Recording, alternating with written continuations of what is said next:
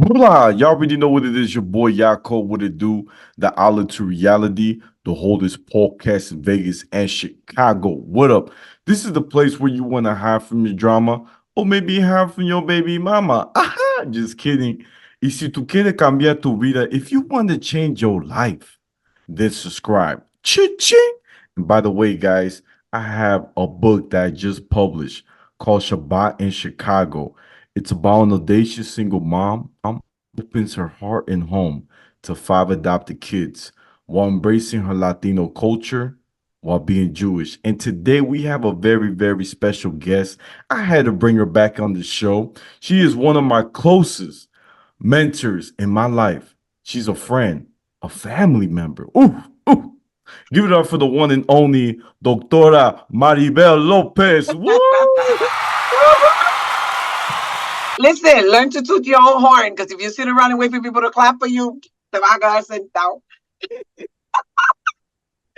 Oh, I love you. I love you so You much. gotta clap for yourself. You do. You can't sit around and wait for people to do it, because it's not gonna happen. And Right, it's right. not, it's a difference. It's a difference with, how do you say, like boasting or arrogance. No, it's just that I'm happy to be here. I'm happy to be alive.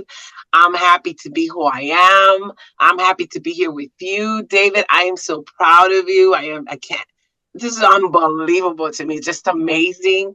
How our lives, right? We crossed our, our lives cross paths, and then where you are today, where I am today. So it's just powerful. It's just amazing. Oh, So I'm awesome. so happy to be here. Thank you. Thank you. It's an honor too. I'm already sweating. You see, you see, you see, you see.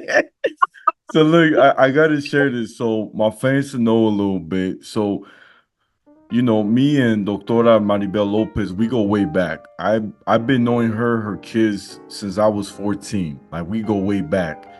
And it's crazy because life goes on and she becomes a professor for social work at Northeastern University.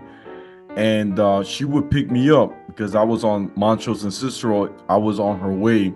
So she'll pick me up every morning. We'll stop by at the station, maybe get some coffee or a donut, and then go back to the road. But while we're driving, right, we will have the most philosophical, deep conversation. It'll be about relationship. It'll be about health. And it was so cool because while she was giving me advice about life, vice versa, I was sharing my input, as well. It was just amazing bonding moment I will never forget. And also, I am always grateful. I have to share this that you allow me to come to your class as like a guest, right? To come in, sit down with all the seniors, a 400 level course, social work for the seniors. I was the youngest in the group. I was a freshman looking fly at that day and that time. And so cool because while you were teaching about what is ethical dilemma, right?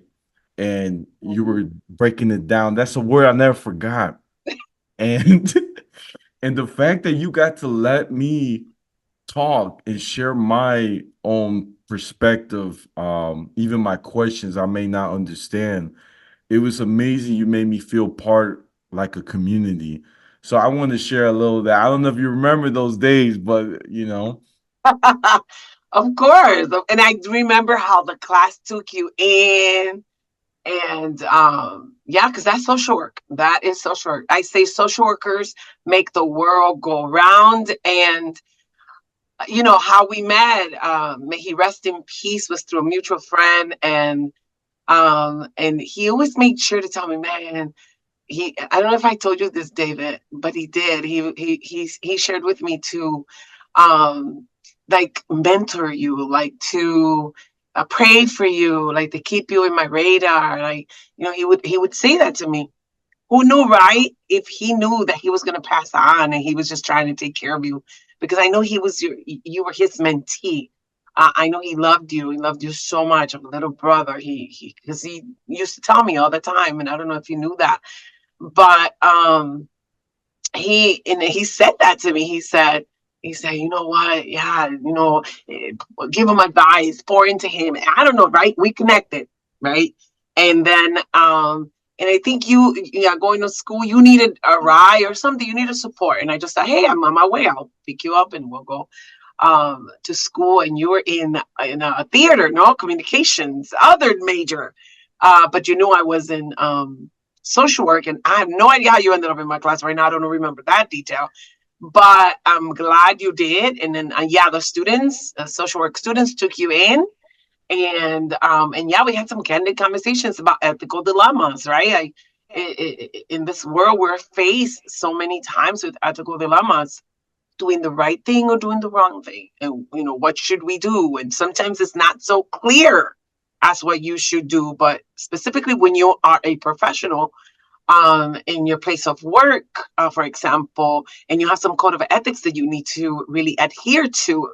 um, that's what you have to do. First of all, you don't break the law. Second of all, you're very careful and mindful about your actions, about what you say, um, because you never know. You may be doing something you're not supposed to be doing. I mean, we don't have specific scenarios right now, right? Because it's not like you were in social work um, per se, but we as social workers, we have a code of ethics that we adhere to and we have to follow. So I don't know, it's been a blessing knowing you in so many ways. Sometimes you look at, for example, myself. Yeah, I mentor a lot of young Latina women, and I mentor Latina women of all ages, and college students and not, And then, but it's been really amazing to see how I've also impacted men um, of all ages, that I've also had the opportunity to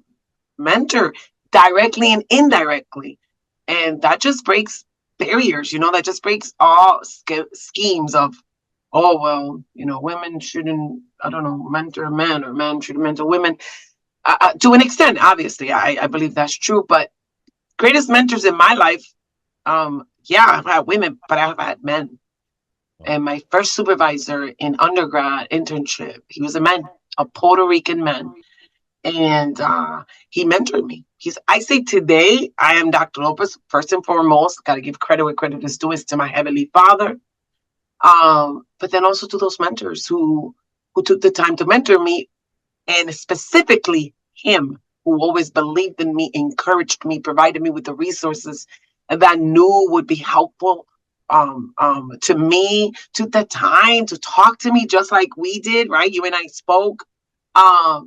Mentors are so important, are pivotal, are critical, are crucial in our society today.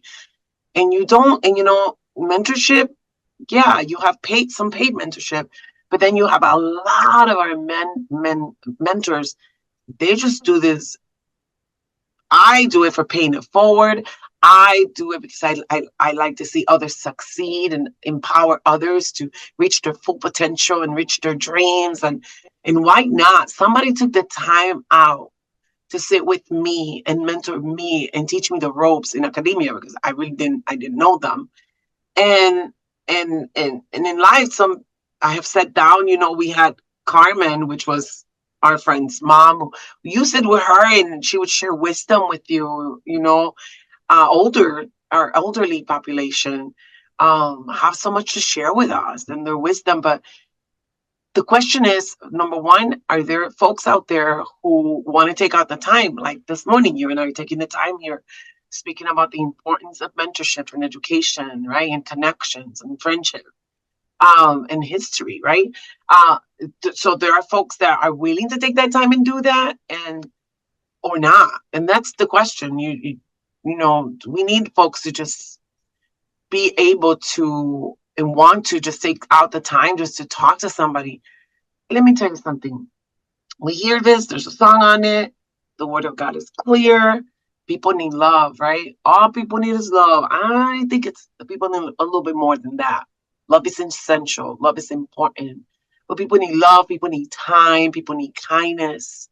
People need someone to just care for them. I'll never forget, I had one teacher, David, that one teacher in high school who shared with me, I was going to drop out. I was going to drop out of high school. By the way, for all of you who feel like you dropped out of high school and that's the end that's the end of the rope for you, or you're a mom, you're a young mom, and now you can't finish school.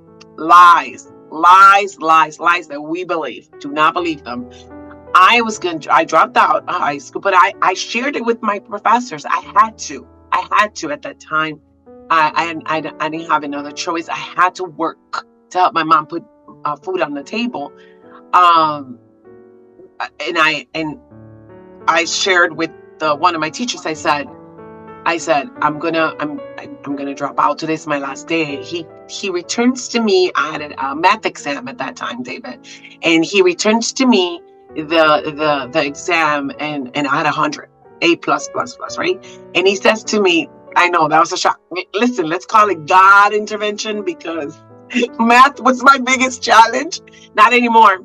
I'm a math guru, by the way. But anyway, so I got a God intervention, and so he says, does this look like the grades of a young lady that should drop out of high school? And of course, I didn't have the confianza, the trust with him to share with him all that I was going through at that time. And so I heard him, I saw it. He looked at me, he says, Maribel, you are a smart young lady. You are smart. David, today, 2024, those words have carried me all through all my difficult situations where I felt dumb, where I felt this isn't for me, where I felt I can't do this, where those words from that teacher has carried me through all the way to my doctoral degree. Here we go. Man number one. Man number two was in undergrad, right? That's man number one, teacher, men teacher in high school. In college, in undergrad, men. And then all through my master's, women and men. But I've always had mentors. Mentors are crucial, are pivotal, are important. So, just take a little bit at a time. Just take a little bit of time out of your life and just dedicate a few minutes to somebody that just needs a little bit of encouragement. They don't know. The word of God says, my people perish for lack of knowledge. Bingo. Lack of knowledge. And that is so true. And I say knowledge is power only if you use it. Oof. And so when I met with these mentors, I met with these teachers, and when they poured into me, I value that. And I was grateful for their time, but then I used the information and resources they provide to me. As a professor for many years, there's a lot of students who seek guidance from you, and then you see them doing completely the opposite. That's so sad. That's so sad. And true. Come on now, you didn't do everything you were told to do, right, David? However, but then when you did, right? When you did, you ran with it. Yeah. And today you're a published author. Ooh, thanks to you. I gotta be honest. I have to tell you, I gotta say this. So look, you have been my inspiration, and I'll tell you why. Because, just seeing your journey in life, right? How you being a strong mom, going to college, right? Mm-hmm. Kids seeing that, viewing you going there. You got Claribel. You got Susie. You got all. They're all coming. They're all coming. And it's so beautiful taking this journey, right? To go to college. Now they want to go to college.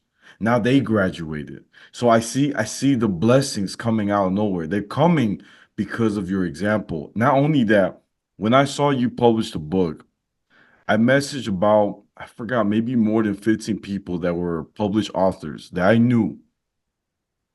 And I'm going to be honest with you, none of their publisher believed in my work. They didn't think that my story was good enough. And I was like, you know what? I got one person I didn't call yet. And it was you. I was like, I had a car. I was nervous. I was like, man, she got a pretty voice. I don't know if she gonna remember me. Be quiet. So I call her, and it was just so nice that you were able to connect me with your publisher, who I truly believe now is a friend now, Dolly Cortez. Shout out to her. And just to see the things you've done, like I I love it. Like I look up to it. And I'm always grateful, girl. And this kind of leads me to my next topic I want to share with you is, you talked about mentorship. How'd you knew you had to go? Like you could have took any route, right? You could have took any route, but something had to inspire you to go there. Being a full-time, mom, full-time worker, full-time everything, and still have the time to take a college course. I mean wow. Yeah, that's got layers. It's just not one, it's got layers. I have to get credit, like I said, where credit is due. And my mom, I could remember ever since I was well, I can say my teens, like younger, my teens. My mom always spoke about education and being better and growing. And my mom always like, go to school. It's the best thing in the world. Go to school. She did not know that as a young child herself. My mom basically raised herself without parents. Um, yeah, it's her story to tell. But um, she in my teens started to instill that in me, the education. However, very young, I must have been, I don't know, 7, 8 years old, maybe. And that during that time, I was very young. I was watching television with my great grandmother, who basically was the one who raised my mom and us together. My mom had me very young. She was a teen mom, and so I was watching a program with her. We were watching television, and this older man, Dr. So-and-so was on, and I said to my grandmother, when I grow up, I want to be Dr. Lopez. I want to be, yo quiero ser Doctor Lopez. I want to be. And she laughed and she looked at me like, because no one in the family had gone to college at that point. No one, And so she just looked at me and she's like, oh, so why do you want to be Dr. Lopez? And I said, because people listen to people. People are listening to him. He's raising his hand. People are raising their hand and they're asking, and he's answering and so forth. And I was like, I don't know. I just made the connection but I did not know, right? What a doctor. I just knew, like, you have to go to school a little bit, but I did not know all the details, and hence why my mentors were so important and pivotal throughout my process, because then I had to learn how do you get a doctorate? So I started asking questions, and I said, one day I'm going to get my doctoral degree. And then I learned all of the branches in academia, which is, you don't have to, but at the time, that's what I thought. I had to get my associates, and I had to get my bachelor's, and I had to get my master's, and then my doctorate. Oh my Lord, that's your whole life in school. Can I say something, please? Pay attention, folks. Especially if you're young and in college and you're thinking, it's going to take me 15 years, 11 years, 10 years. Number one, don't focus on that. Focus on the process. Why I want to say that? Because at the end of my academia, journey, and I did the math, it really did take me 15 years. It did. But if you would have thought to yourself, it's going to take me 15 years to get my doctorate, forget it was time for that. But it just didn't happen. I trust the process. And then take it one step at a time. So then I started searching for what is it that I wanted to do. And if I was going to get a doctorate, it's going to be in what? Anyway, life happened, became a teen mom, got married, but I just kept going to school because I just knew that education was better. I love learning and growing. I love connecting at the university level. I love connecting with other individuals in the world. I love culture. I love life in that sense. I just love growing and learning. I get that from my mom. And I have to say that even though I didn't know it at the time, I also get it from my dad, who he would tell you himself, college was not for him, but he went to trade school.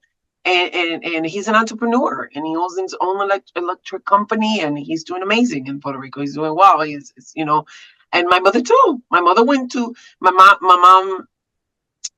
Later on, even together, my mom and I were together in school. And by the way, David, I don't know if you know, my mom and I graduated together and received both a certification in women's ministry. I graduated with my mom. And so, we just valued education. My mom valued education. She's still letting us get your education, grow. But, I want to say I picked this up somewhere. I don't know that I necessarily picked it up from my mom. The fact that education was going to open doors and education was going to, like, I don't know, it was going to take me out of poverty. But to be honest with you, what my mom used to say, she didn't say that. She would say, the best thing in the world is education, to learn and grow. See? And that's what was still in me. Um, Listen, getting out of poverty, it takes you and the whole system, to be honest with you. But yeah, I just always love to learn and grow and go into school. And you know what? I'll never forget when I wanted to go. Listen up, because it depends when you grow and what your environment is. To me, going to go to UIC at the time was I couldn't reach that, and who's going to pay for that? But that was my dream school. My dream school was UIC, Master's of Social Work. I mean, it was UIC, Jane Addams, right? UIC. And that's why I applied. And I remember just being elated, like I won the lottery when I got accepted. And then when I walked into the school and went up, I took a picture just there, like I made it. This is where I wanted to be. And I laugh because I say, I went through other branches of academia. So I have a certificate, I have an associate's, I have a bachelor's, I have a master's, and I have a doctorate. And so why? Because I just love to be in school. So when I did the math, I'm like, whoa, 15 years. I 15 years in school. There was a break here and there too. In all honesty, there was a break. Some things, life happens and you have to take a break, but the point is it's okay to take a break. Live a little, It's life happened, took a break, went back, and voila, 2024. I received my doctorate in 2015 from National Louis University. And then I became the director of the online bilingual MSW program at Loyola. Just recently, however, I've been at Loyola since 2018 when they launched the very first online bilingual Masters of Social Work program. And it has been just a dream come true, not only for me, but for a lot of students who were looking for an online bilingual, program to gain their master's education. And David, statistically, we can see that today the need is high. The need is so high, and this is why it was launched for helping bilingual social workers, helping professionals, bilingual in Spanish and English, especially here now in Chicago. How did you get this opportunity? Like this is a big deal. This is a big title. I like my words can't, try to suck it in, but it's so big, the title. Like you gotta tell us how did you, get this opportunity? This is big. This is a big deal. It's a big deal. All the honor and glory to my Heavenly Father. I'm a woman of faith. I'm a woman of God. And I just continue to ask God to provide me the wisdom, um, the wisdom that I need to lead, right? To lead the program. But it's not a one-man show, David. This is a team. It's the School of Social Work at Loyola is it's the colleagues, it's the faculty, it's the dean, it's the students. This is a collaborative effort. This is not about one man show. This is not, no, it's just as how we should be living life, helping one another. It's a collaborative effort. And so how did I get here? Again, let's just say, first of all, you have to have the love for what you do, right? When Loyola announced launching the first one of a kind online bilingual, 100% online bilingual MSW program, a few of my colleagues called me, "Hey, Dr. Lopez, your dream come true, a bilingual program.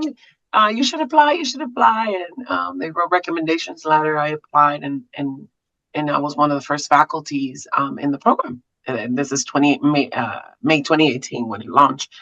And so um, last year, the opportunity came forth to, um, to lead in the director position.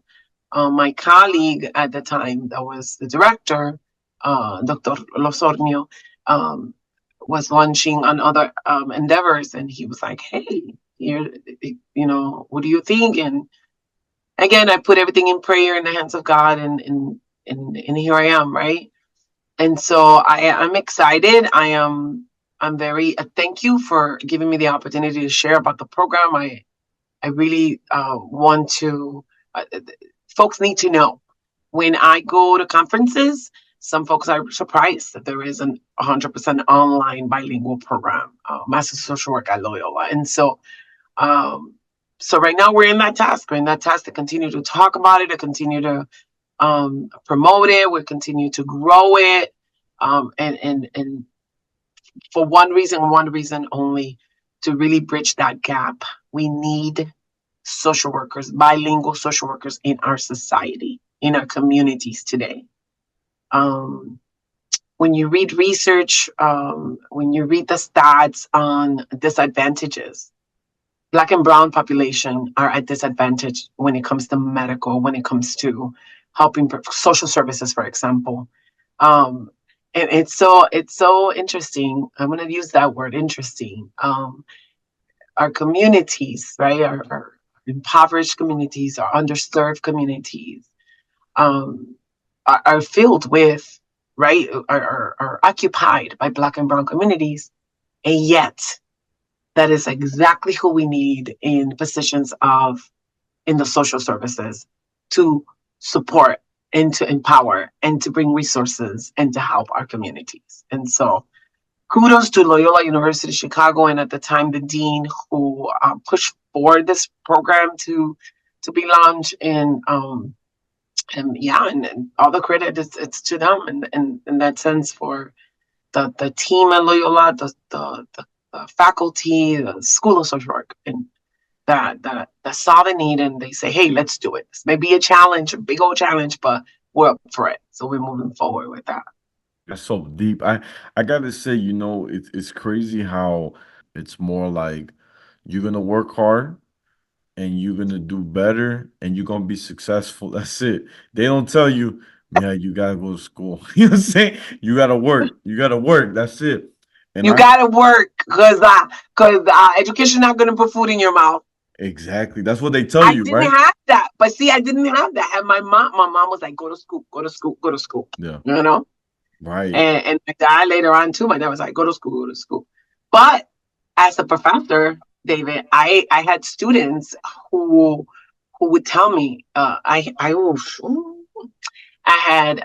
had young girls from different cultures come to me and say, I am here, but my father doesn't know I'm here. Whoa.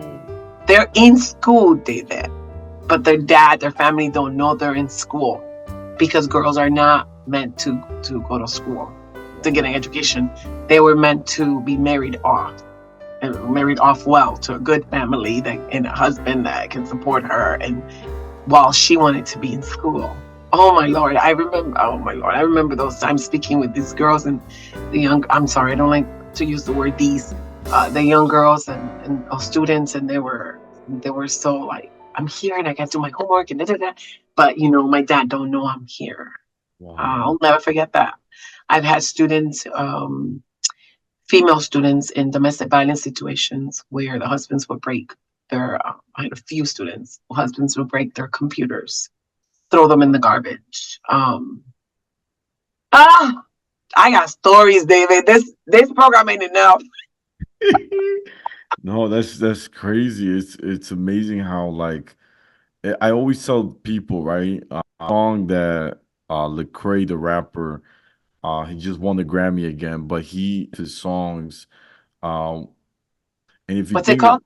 beating the odds, and it's so nice. It's with B.O.B. and it's amazing song because he by us going to college, getting a degree, no one can take that away from us. Not only that, but that is when you go to a job interview, what does it show? That you're disciplined, that you finish your degree, have persistency. You have it. Not only that, but you build connections. People around you that can uplift you, help you grow, like you said, grow, learn, um, that will call you out on the things you shouldn't do, right? You know what I'm saying? Or do better. So I'm a big, big advocate, and I think everyone has a chance to grow. Like I said, if it's not school, it could be trade school, right? It's still a school, you're still learning. It As long as you are keeping yourself busy, I feel like less people will be out in the streets, um, you know, doing whatever they want, right? Like, joining the streets. I feel like this will definitely find you a purpose, deeper, Mhm. right? I always say this when I was taking a psychology course and we got deep in life, the stuff the professor would share about mental health or something, that was for me to hear. Mm. Oh yeah, I You know what remember I'm you saying? sharing. Right. I needed that. I was like, dang, you understood what I was trying to. You know why, David? Because we cannot negate and close our eyes and our ears to mental health. You can negate that. You can't. You have to take care of the whole you, the whole person. So it's that, the mind, the body, the soul, right, the spirit. You have to take care of your physical being, but you cannot neglect your mental being. You cannot neglect your emotions. Who you are, the spiritual self. And so, interesting you say that. People don't stay busy, but you have to be careful with busyness too. Busy, it's not just being busy, it's busy doing what? Is it productive, right? Are you pouring into your life? Are you pouring into others? I think it was Adler who said that the human beings, we need, I think it was 5 things, and it was just, a purpose, no, a purpose of being. And so, um, to work, to do service, to have fun, to connect in community. I mean, I'm probably adding more, but yeah, you can neglect different parts of who you are, and so your mental health is important. So when you heard that, is probably because you had not even tapped into, wait a minute, I've been these thoughts, or I've been feeling this way, and you're negating those. You can negate those. You have to be.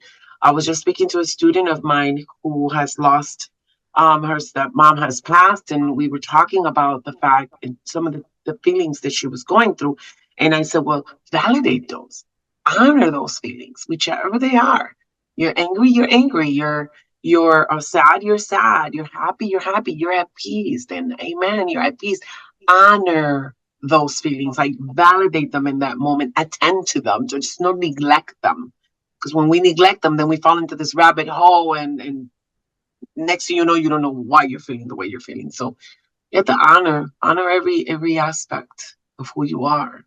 Now, look, I gotta wrap it up because it looks like Zoom about to kick us out. So, guys, the outlet to reality, the holders podcast in Vegas and Chicago every Tuesday.